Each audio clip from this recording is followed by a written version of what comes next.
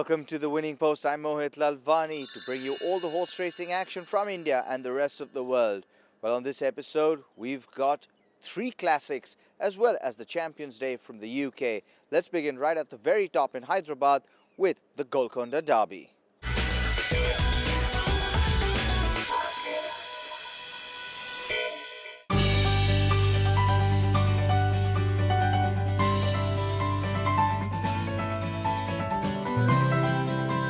The Group 1 Vijay Textiles Deccan Derby on October 2nd attracted 12 3-year-olds into the parade ring for the contest to be run over a trip of 2,000 meters.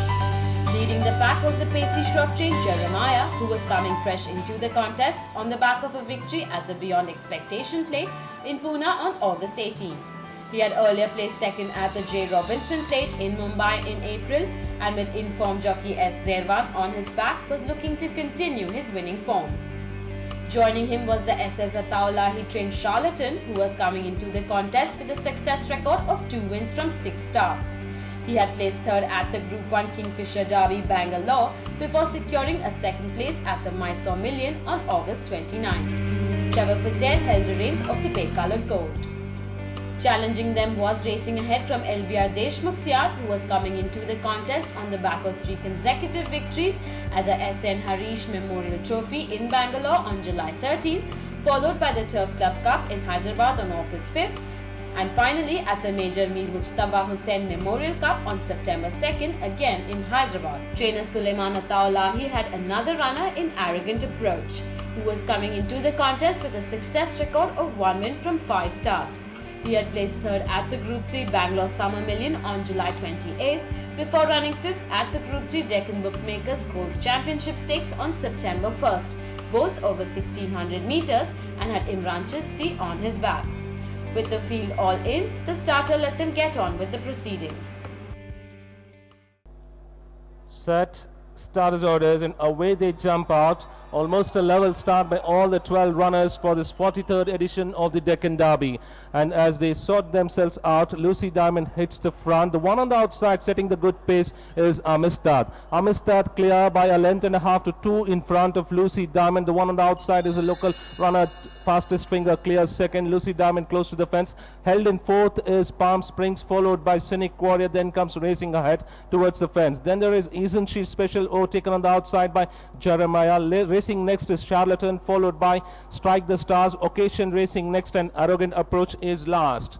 And back to the lead, and now through the back stretch, it's Amistad continues to cut the wind by a length in front of Fastest Finger. Then a length towards the fence is Lucy Diamond. Half a length on the outside is Palm Springs, followed by Cynic Warrior well in 5th. Another length behind, making rapid dash on the outside is Jeremiah, followed by Charlatan. Towards the fence is racing ahead, followed by Ridden in Check is Isn't She Special, followed by Occasion. Then comes Strike the Stars, and last is Arrogant Approach. Going over the rise, striding towards the 800 now, and it's Amistad continues to lead the field by 3/4 in front of Fastest Finger in Always Pursuit, followed by Lucy Diamond.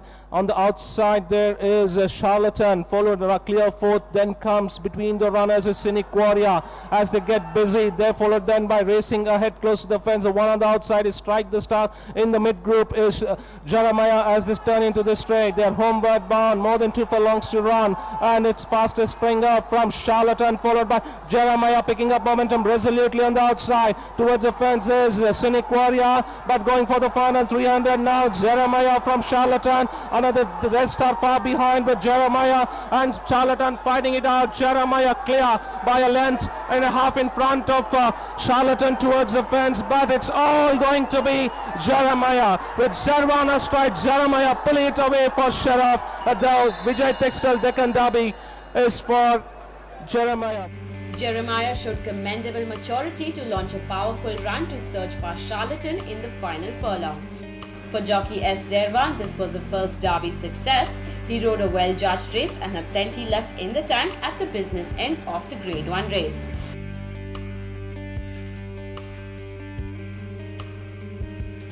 Trainer Pacey Shroff reconfirmed his faith in Jeremiah and also added that he will be one of his candidates for the McDowell Signature Indian Derby in February in Mumbai. Well, and Jeremiah's exploits wouldn't stop there. He'd run in the Pune Derby, sponsored by Nanoli Stud, in 10 days' time. We'll bring you that on the winning post. For now, we'll take a short break and come right back. Don't go anywhere.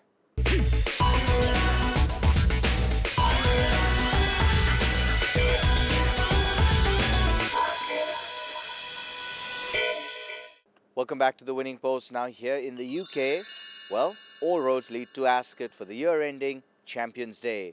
With the QE2 coming across a few years ago to Ascot, this is, well, the equivalent of Arc Day in the UK.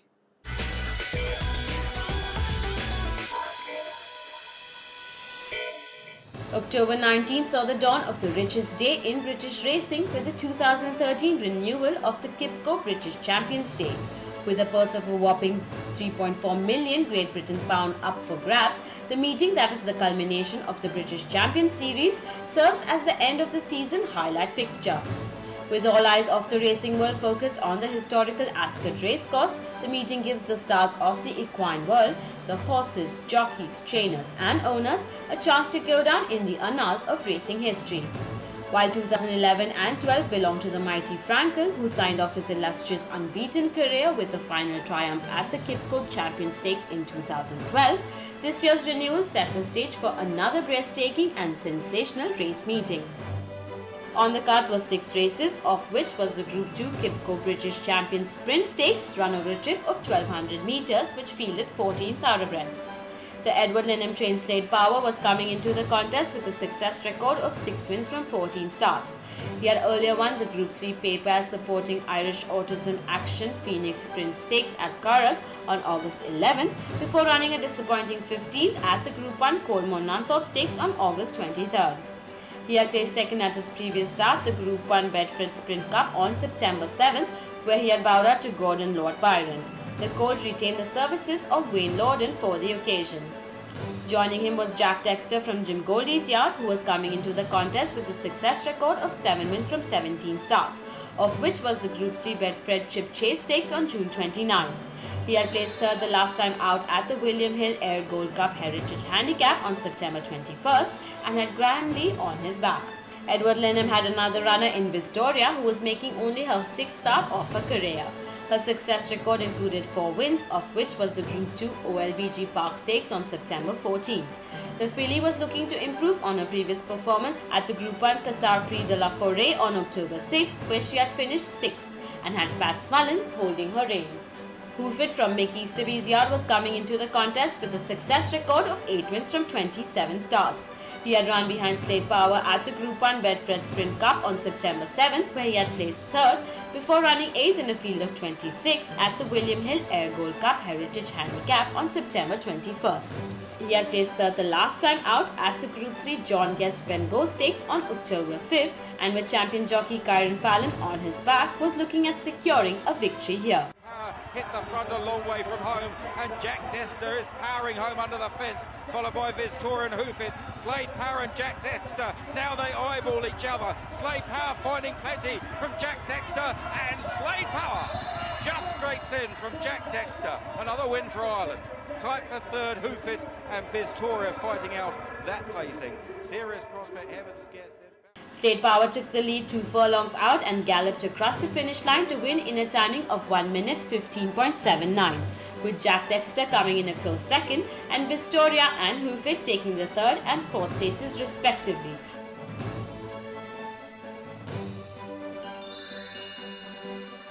Slade Power's performance set the pace for the following race, the Group 1 Kipco British Champions Fillies and Mares Stakes. Run over a trip of 2,400 metres, the contest attracted 8 fillies and mares into the parade ring.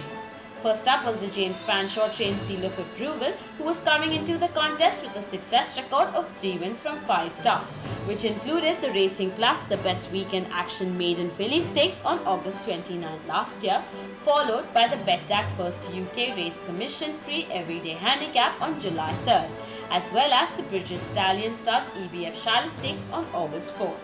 The 4-year-old had a tragic fall 2 furlongs out at her previous start, the Group 2 DFS Park Hill Stakes on September 12th, and with George Baker on her back, was looking to find her way back to the winner's circle. Joining her was the Johnny Murtagh ridden and trained Belle de Hesse, who was coming into the contest with a success record of 3 wins from 8 starts, which included a win at her previous start, the Group 2 Blandford Stakes on September 14th at Cork, where too she was ridden by Johnny Murtagh himself. Also in the field was the Ralph Beckett trained Talent, who was coming into the contest with a success record of 3 wins from 6 starts, including a win at the Group 1 Investec Oaks on May 31st.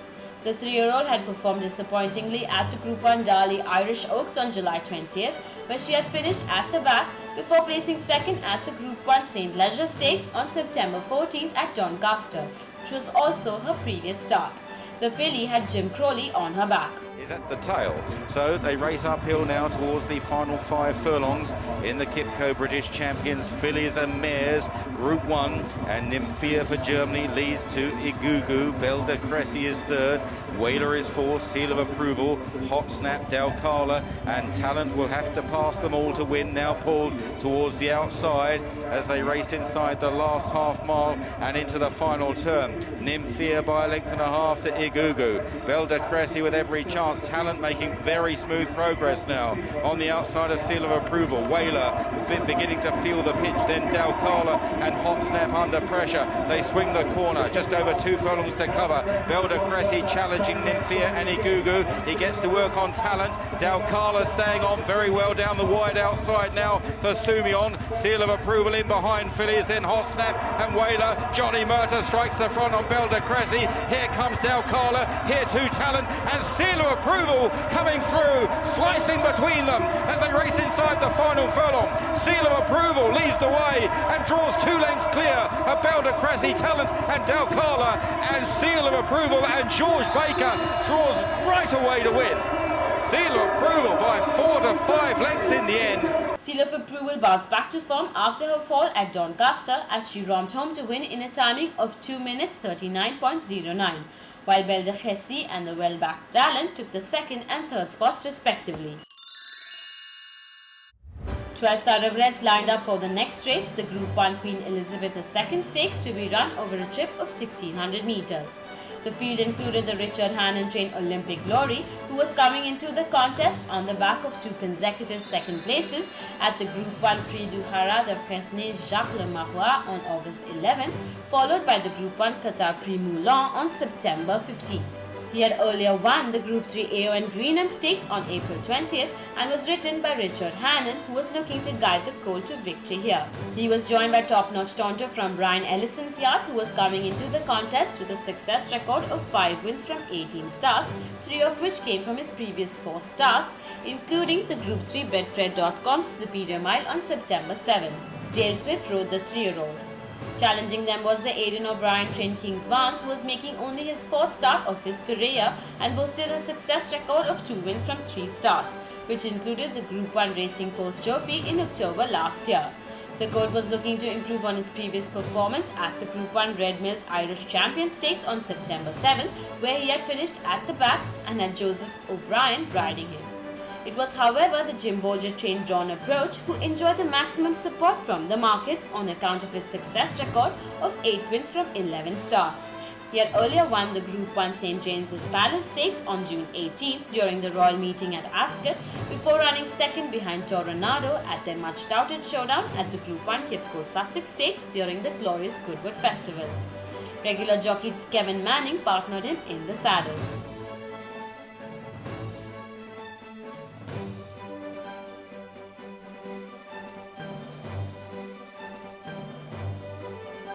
And Olympic Glory has crushed them in the Queen Elizabeth II Stakes.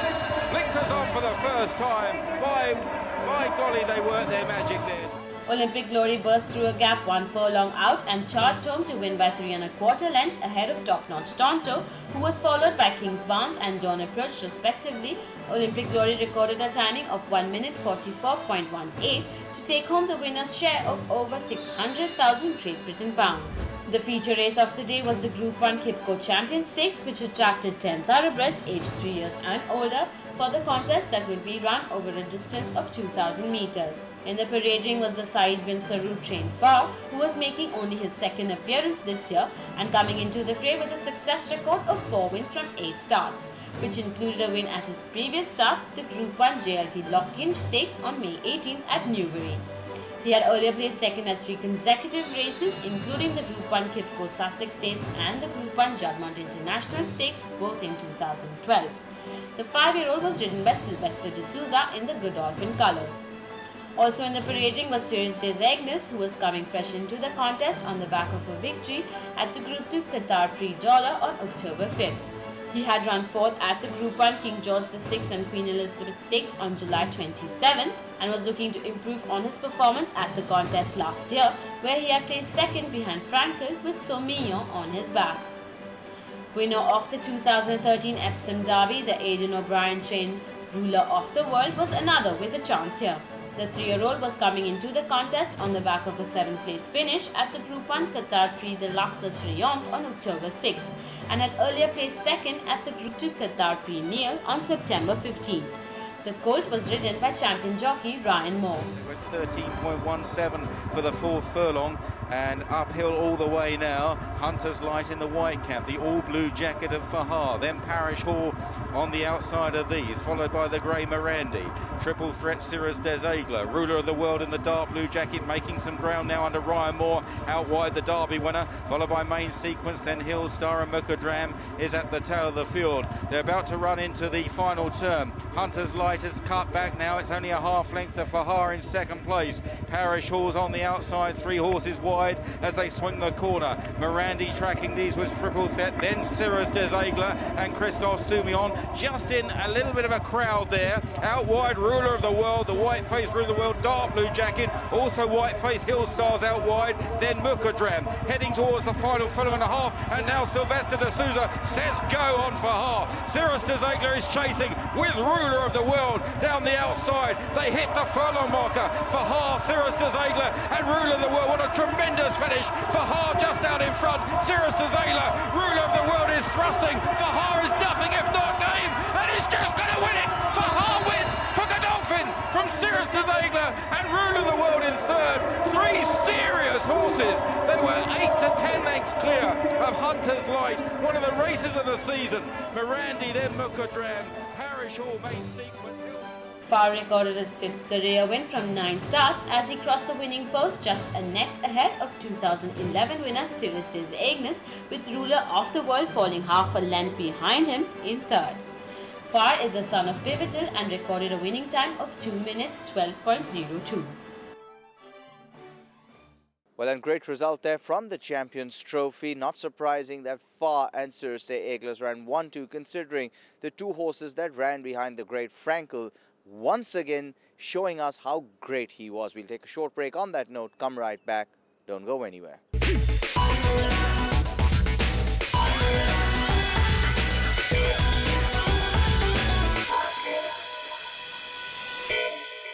Welcome back to the Winning Post. With so much horse racing happening all over the world and in India, well, we at the Winning Post have, well, struggled to find time for everything. Let's go back a little bit into time and bring you 2 very important classics that happened earlier, well, a few weeks ago. The Mysore 1000 Guineas and the 2000 Guineas. Let's go straight over to Mysore.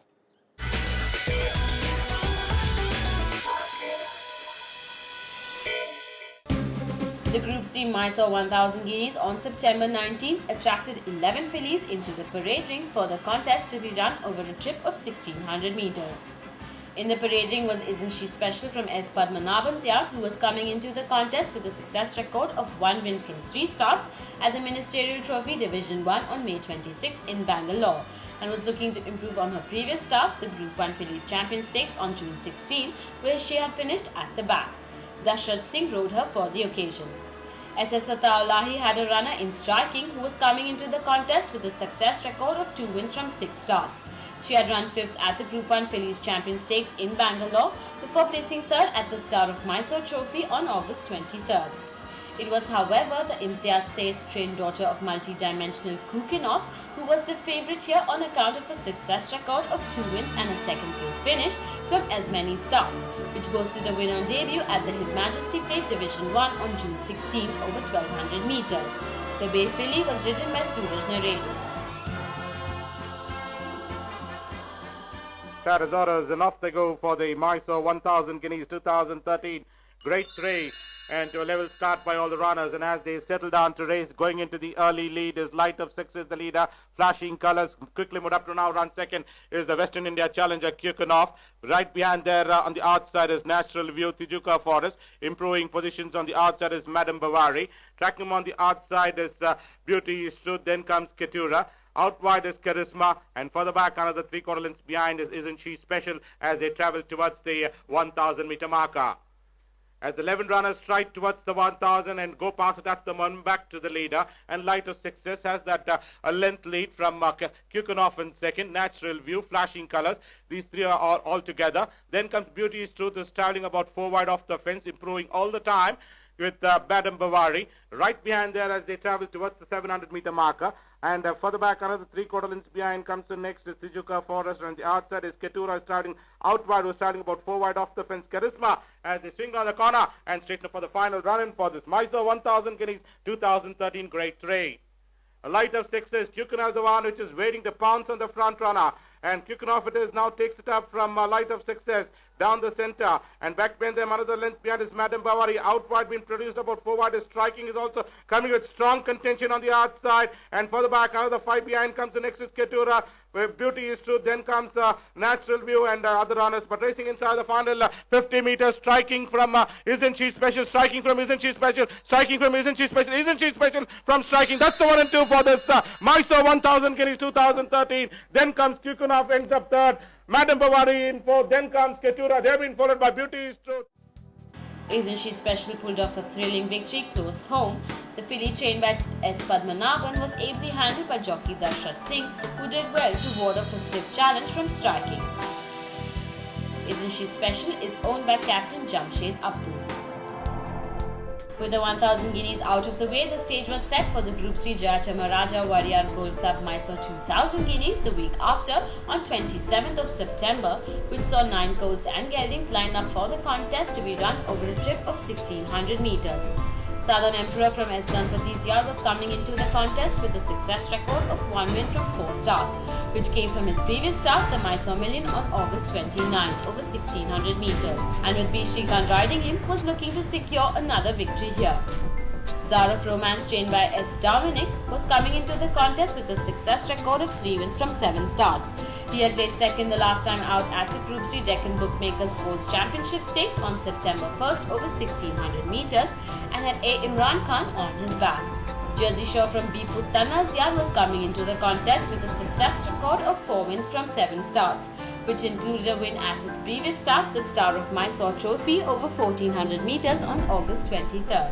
The colt was ridden by Y.S. Srinath, who was looking to guide him to another victory. Jayachamaraja Golf Club Mysore 2000 Guineas 2013 Grade 3, and as they settle down to race, going into the early lead is Valerian, the leader, from Ace Bucephalus in second, Supreme Regime, and the stablemate Southern Emperor is running fourth at the stage. Then comes Jersey Shore, Turf Striker improving positions towards the rail side. Back behind them is Perfect Soul, Nabisco, as they race away towards the 1000 meter marker. Zara of Romance is closed last.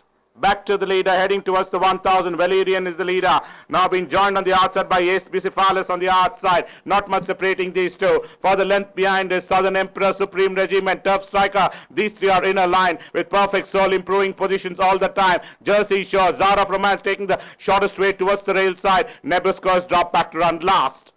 As the 9-horse field stride towards the 600 meter marker, they are pretty huddled together as they come towards the 600. Valerian is just the leader from Ace Bucephalus. Czar of Romance towards the rail side. On the outside is Southern Emperor as they take the turn and enter the final run-in for this 2013 run-in of the Jayachamaraja Golf Club Mysore 2000 Guineas Grade 3. And Ace Bucephalus comes in first, the leader from Southern Emperor in second. Back behind them, another length behind comes the next is Czar of Romance towards the rail side. Perfect Soul. Turf Striker has been produced about 5 wide off the fence. Nabisco, Valerian fading out of the scene. and running last Supreme Regime, but Southern Emperor still the leader from Zara of Romance. It's Southern Emperor by about 3/4 in front of Zara of Romance, coming up fast in the inside. It's Zara of Romance from Southern Emperor in a close finish. Zara of Romance, Southern Emperor. Then comes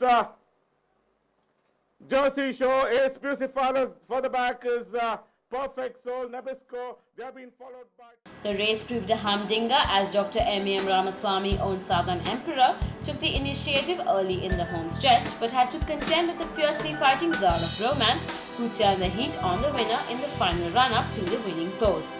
Jockey B. Shrikant, however, held his nerve to nose out the challenger.